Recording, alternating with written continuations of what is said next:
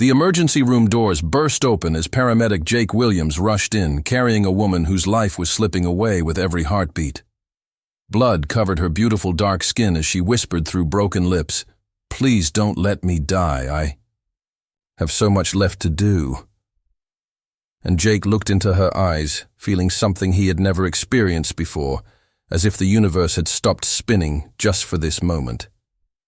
The racist comments his family had drilled into his head for 28 years suddenly meant nothing as he held this stranger who was fighting for her life in his arms.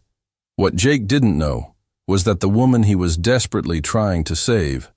was Dr. Amara Johnson, the same doctor who would soon be treating her own injuries, and the daughter of the most prominent civil rights leader in Atlanta, who had spent his entire life fighting against people exactly like Jake's family.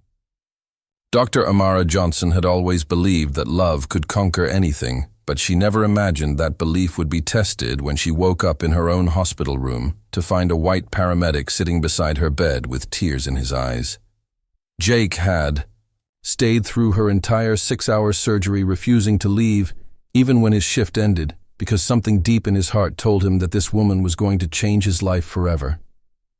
When Amara opened her eyes and saw Jake's face, she felt a connection that defied every logical thought in her mind and every warning her father had given her about trusting white people who claimed to care about black lives. The accident that had nearly killed her was about to become the beginning of the most beautiful and challenging love story either of them had ever imagined. Jake's hands trembled as he reached for Amara's hand while she lay recovering and spoke words that came from a place in his heart he didn't even know existed. "I know this sounds crazy because we just met, but I feel like I've been waiting my whole life to find you, and I can't explain why." Amara should have pulled her hand away, because everything her father had taught her about white men and their false promises echoed in her mind. But instead, she squeezed Jake's fingers and whispered back, "I feel it too, and it scares me more than dying did, because love like this isn't supposed to exist between people like us." Neither of them understood that their connection would soon tear apart two families, challenge an entire community, and force everyone around them to choose between hatred and acceptance. The first sign of trouble came when Jake brought Amara flowers during her recovery, and his partner Mike saw them together through the hospital window. Mike had grown up in the same racist household as Jake and couldn't believe his eyes when he saw his best friend holding hands with a black woman, like she actually mattered to him. Within hours, the news had spread through their entire fire department, and by the end of the day, Jake was called into his captain's office to explain why he was fraternizing with the enemy, as Captain Morrison put it, with disgust dripping from every word. Jake looked his superior in the eye and said something that shocked everyone, including himself. "She's not my enemy, she's the woman I love, and if you have a problem with that, then you can find yourself a new paramedic." Amara faced her own challenges. When her father, Reverend Marcus Johnson, discovered that his daughter was receiving visits from a white paramedic who looked at her like she was the most precious thing in the world. Reverend Johnson had spent 40 years fighting against systemic racism and watching white people make promises they never intended to keep, so he couldn't understand how his brilliant daughter could be fooled by what he saw as another white man's lies.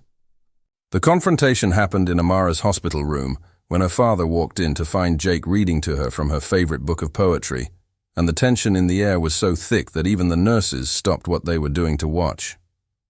"Reverend."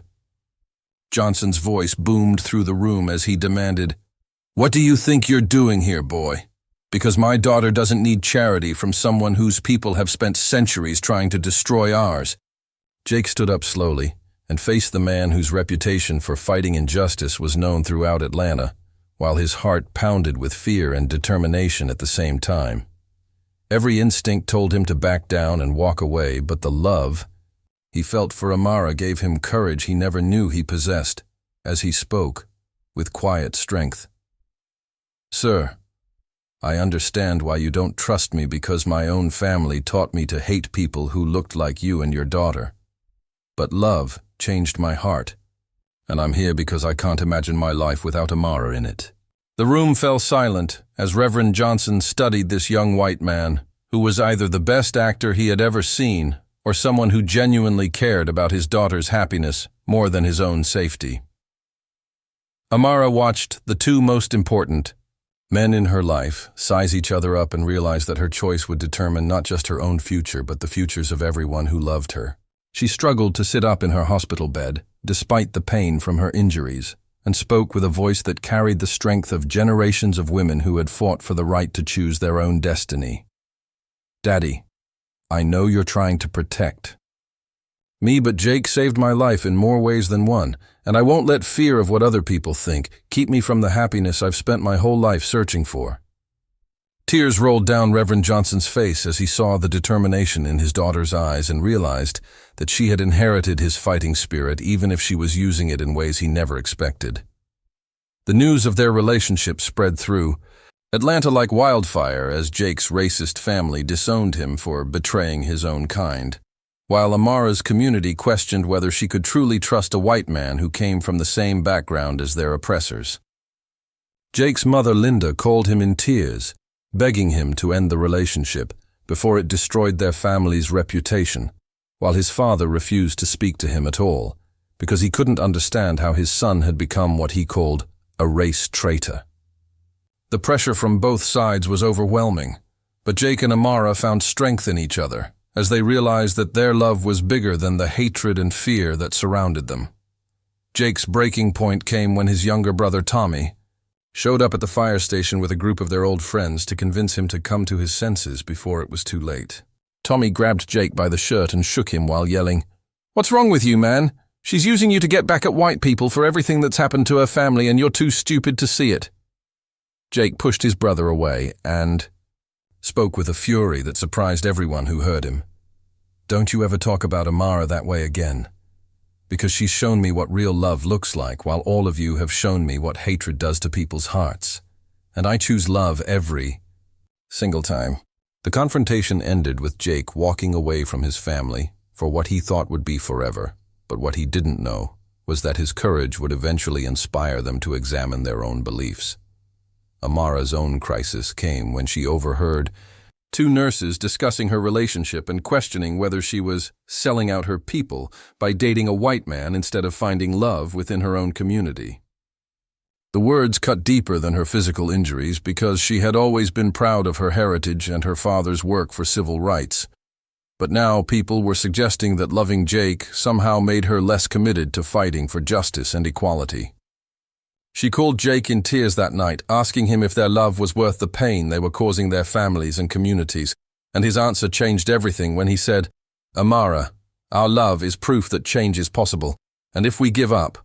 now then we're telling everyone that hatred wins, but I believe that love is stronger than fear." The first major test of their relationship came when Amara was well enough to leave the hospital, and Jake wanted to take her out to dinner at his favorite restaurant. But she knew that walking into that establishment as an interracial couple would create a scene that could turn dangerous. They compromised by having a picnic in the park where they could talk privately, but even there they attracted stares and whispers from people who couldn't understand what they were seeing. Jake held Amara's hand as they walked and whispered, "Let them stare because what we have is beautiful and real, and nobody else's opinion can change that." But Amara could see the hurt in his eyes when children pointed at them and parents pulled their kids away like they were witnessing something shameful. The breakthrough moment came when Jake decided to attend one of Reverend Johnson's sermons to show his respect for Amara's family and his willingness to learn about her culture and beliefs. Walking into that church as the only white face in a sea of black worshippers took more courage than running into burning buildings ever had. But Jake knew that earning Reverend Johnson's trust was essential to building a future with Amara. The congregation fell silent when Jake entered and took a seat in the back pew, but Reverend Johnson saw him there and made a decision that would change everything when he built his sermon around the theme of judging people by their character rather than the color of their skin. Reverend Johnson spoke directly to Jake when he said from the pulpit, "We have a visitor today who has chosen to step outside his comfort zone to show respect for our community and our beliefs, and that takes the kind of courage that we should all admire regardless of what someone looks like on the outside." The sermon continued with stories about unlikely allies in the civil rights movement and the importance of keeping hearts open to change even when it comes from unexpected sources. By the time service ended, Jake had tears streaming down his face, and several congregation members had approached him to shake his hand and welcome him to their church family. Amara watched her father embrace Jake after the service and knew that something fundamental had shifted in their relationship when Reverend Johnson said, "Son, I may not understand your journey, but I can see that your love for my daughter is genuine, and that's more than many fathers can say about the men their daughters choose." Jake responded with humility and gratitude. "Sir, I know I can't change where I came from, but I promise you that I'll spend every day proving that love can transform people if we're brave enough to let it." And in that moment, both men realized they had more in common than they had ever imagined possible. The couple faced their biggest challenge yet when Jake's fire department threatened to transfer him to another station because his relationship with Amara was causing disruptions in workplace morale, according to Captain Morrison, who made it clear that interracial relationships had no place in his firehouse. Jake could have accepted the transfer and kept his job, but instead he chose to fight back by filing a complaint with the city and demanding that love not be treated as grounds for workplace discrimination. The legal battle that followed became front-page news as Atlanta was forced to confront its own prejudices about interracial relationships and workplace equality. Amara supported Jake through every step of the legal process, even though it meant dealing with protesters outside the courthouse and reporters who asked invasive questions about their private life together. She testified about how Jake's love had helped her heal from both physical and emotional wounds, while Jake spoke about how meeting Amara had opened his heart to understanding the experiences of people different from himself. The judge listened to both sides and ultimately ruled that love could never be grounds for employment discrimination and ordered Jake's reinstatement with a public apology from the fire department. The victory in court was just the beginning of their journey toward acceptance, as Jake and Amara decided to use their story to help other interracial couples facing similar challenges in their communities. They started speaking at churches, community centers, and schools about the power of love to overcome prejudice and the importance of judging people by their actions rather than their appearance. Their message resonated with audiences of all backgrounds as they shared how their relationship had forced both of them to examine their own assumptions and grow into better versions of themselves. Jake's family slowly began to change their attitudes when they saw how happy their son had become, and how much Amara genuinely cared about his well-being and success. His mother, Linda, was the first to reach out and ask to meet Amara properly, because she realized that her son's happiness mattered more than other people's opinions about who he should love. The meeting was awkward at first, but Linda saw Amara's intelligence, compassion, and strength, and began to understand why Jake had fallen so deeply in love with this remarkable woman who treated their family with kindness, despite everything they had put her through. Amara's extended family also struggled with accepting Jake, but her grandmother, Mama Rose, who had lived through the worst of segregation, surprised everyone by embracing him immediately and saying, "Child love is love, and anybody who can make my grandbaby smile like that is welcome in this family." Mama Rose's acceptance helped other family members see past their initial skepticism and recognize that Jake's commitment to Amara and his willingness to learn about their culture showed genuine respect rather than the superficial interest they had feared. The couple's relationship deepened as they navigated the challenges together and learned that their differences in background and experience actually made their bond stronger, because they could teach each other new perspectives on life and love. Jake learned about the ongoing effects of systemic racism and how his privilege had shielded him from understanding the daily struggles that people of color face, while Amara discovered that not all white people were enemies and that some were genuinely committed to being allies in the fight for equality and justice. Their first anniversary was marked by a celebration that brought together both families and showed how much progress they had made in breaking down the walls of prejudice and misunderstanding. Jake's parents sat next to Reverend and Mrs. Johnson, sharing stories and laughing together while their children watched in amazement at how love had transformed not just two people, but two entire families who had once seen each other as enemies. The evening ended with Reverend Johnson offering a prayer of gratitude for the love that had brought them all together and the lessons they had learned about seeing beyond surface differences. Jake proposed to Amara on the anniversary of the day they met using the engagement ring that had belonged to his grandmother, who had taught him that love was the most powerful force in the universe, even though she had never imagined he would use that lesson to fall in love across racial lines. Amara said yes through tears of joy while surrounded by both families who cheered and celebrated the union of two hearts that had proven love really could conquer hate when people were brave enough to fight for it. The wedding planning process became another opportunity for both families to work together and learn about each other's traditions, as they combined elements from both cultures to create a ceremony that honored their heritage while celebrating their future together. Jake learned traditional African-American wedding customs, while Amara incorporated some of his family's traditions, creating a beautiful blend that symbolized how their love had brought two worlds together in harmony and mutual respect. Their wedding day was covered by local news as a symbol of progress and hope in a city that had once been torn apart by racial violence but was now celebrating the union of two people whose love had helped heal old wounds and build new bridges. The ceremony took place in Reverend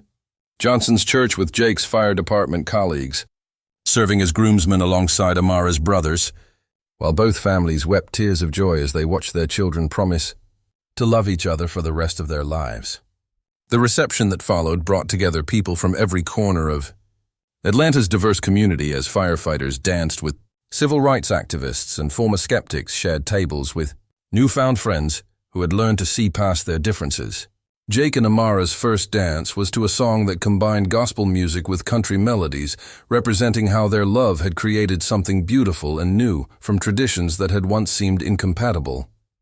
Years later, Jake and Amara Williams became known throughout Atlanta as the couple whose love story had inspired countless others to examine their own prejudices and open their hearts to possibilities they had never considered. They raised 3 beautiful children who grew up understanding that love knows no color, and that their parents' courage in fighting for their relationship had made the world a better place for everyone who came after them. Jake continued working as a paramedic but also became a speaker and advocate for racial healing and understanding, while Amara used her position as a doctor to provide healthcare to underserved communities and prove that love in action could address the systemic inequalities that had divided people for generations. Together, they established a foundation that provided scholarships for young people from all backgrounds who wanted to work in careers focused on helping others and building bridges between divided communities. Their love story became the subject of books, documentaries, and speaking engagements as people around the world were inspired by their journey from that first moment in the emergency room to their golden wedding anniversary 50 years later, surrounded by children, grandchildren, and great-grandchildren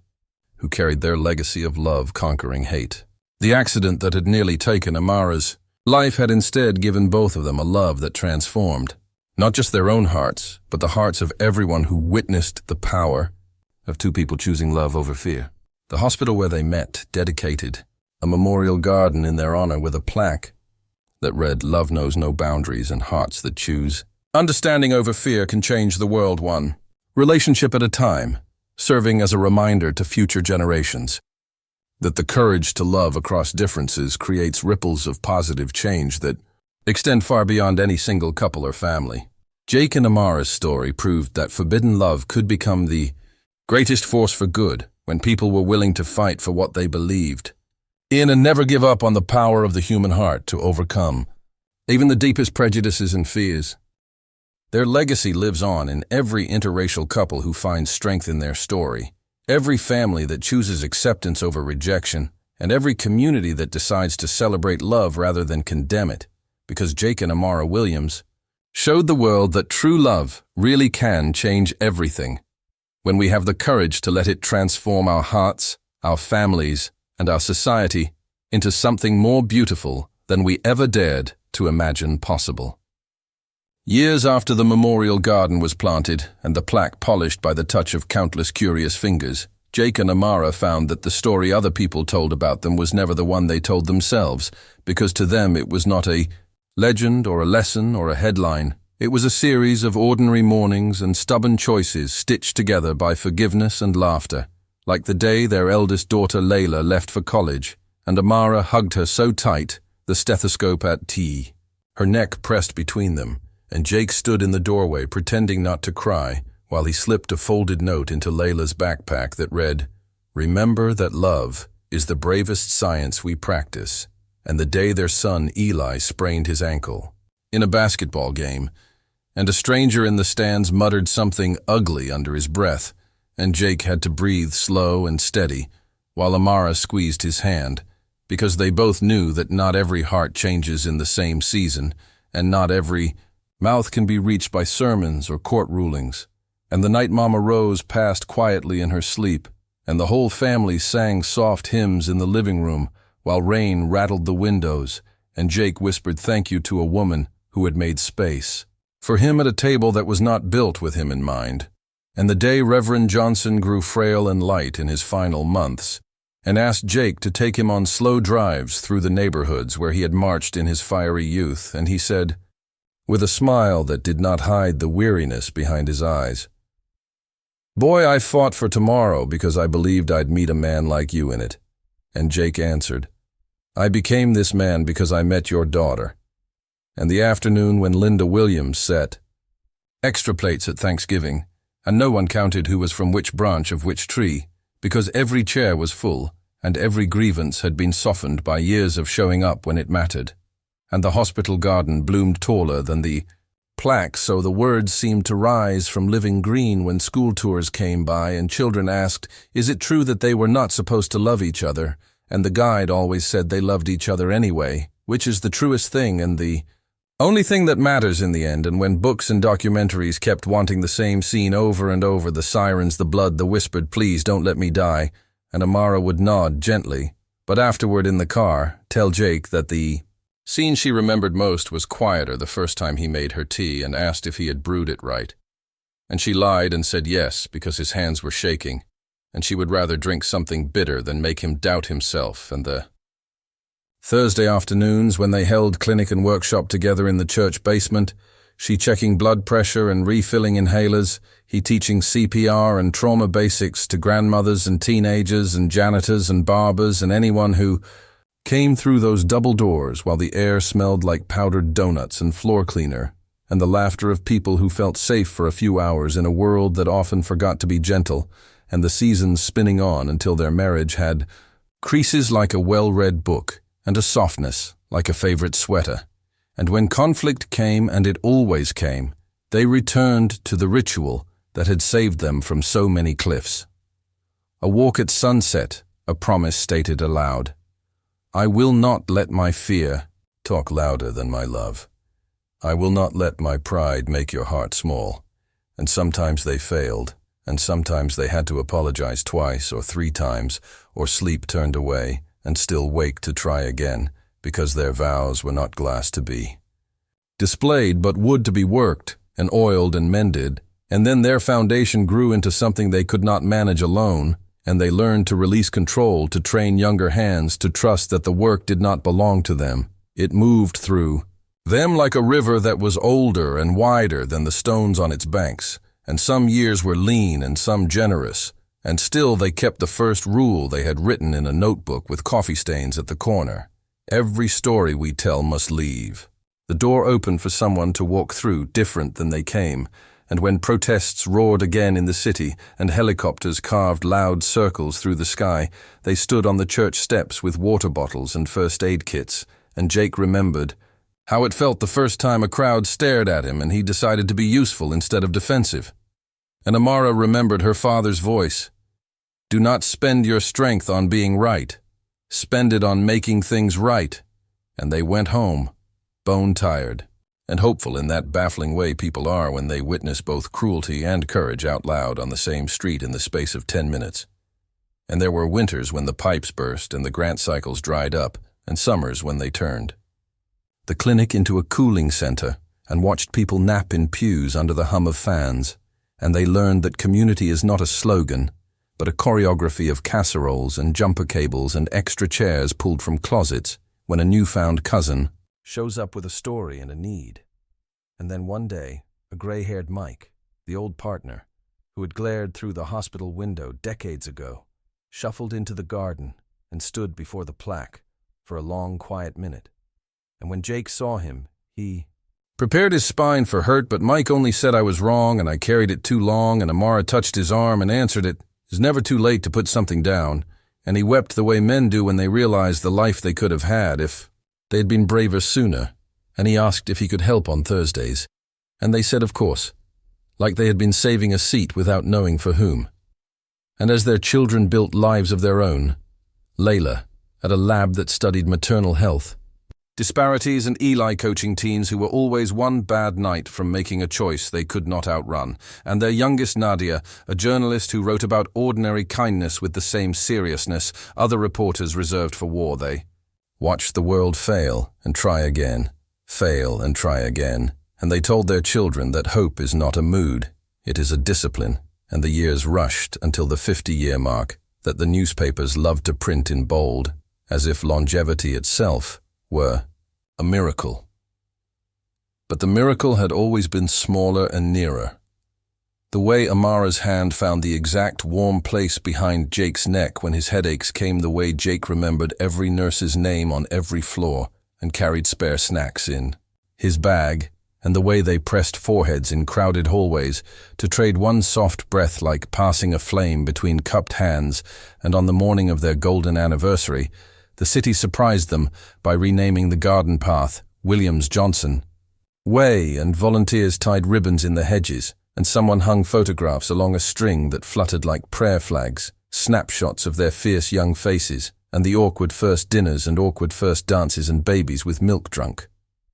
Smiles and Thanksgiving tables where boundaries had surrendered to blessings, and after the speeches died down and the music turned low, Amara and Jake slipped away the way they always did,